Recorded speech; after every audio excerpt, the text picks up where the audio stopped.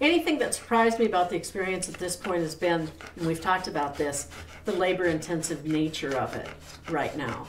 Just to make sure, especially with, you can't tell a dog, you know, you've had surgery, you need to lay around.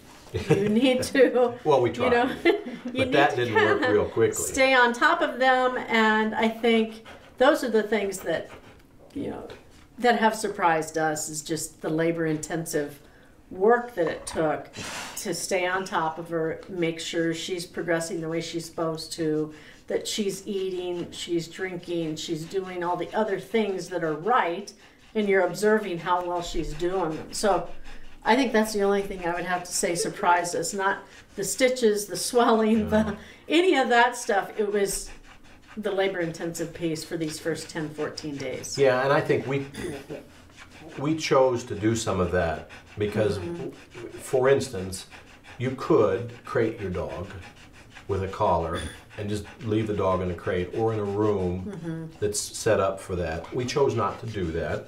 We chose to be with her more directly.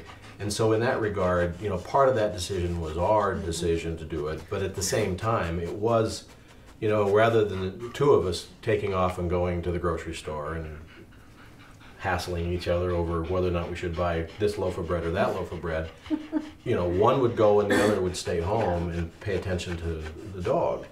And so we noticed, you know, kind of on our own daily routines changed, focused primarily because we had to pay attention to, we chose to pay attention, not had to, we chose to pay attention to what her behavior was and what she was doing to make sure we did the best job for her.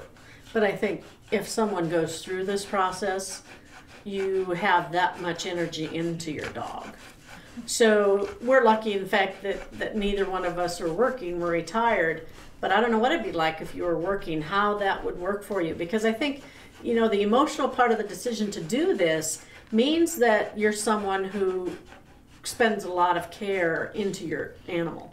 So while we chose to do it, that might be something that someone else may see because they think so much of their pet. And I think the alternative is if their dog's familiar with a crate, it would be easier to put your dog in the crate, feed it there, water it there, and the dog is satisfied in that situation. You wouldn't run into those kinds of problems. And so I can't speak to that experience because that's not the experience that we had.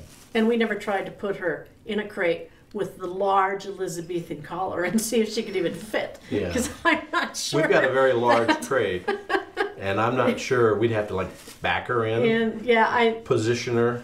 And then they wouldn't be able to move all day or for part of a day if you weren't home. So I don't know how that would affect them, because when you're trying to get something to heal, if you lay in the same place, that's not good for you either, you know. So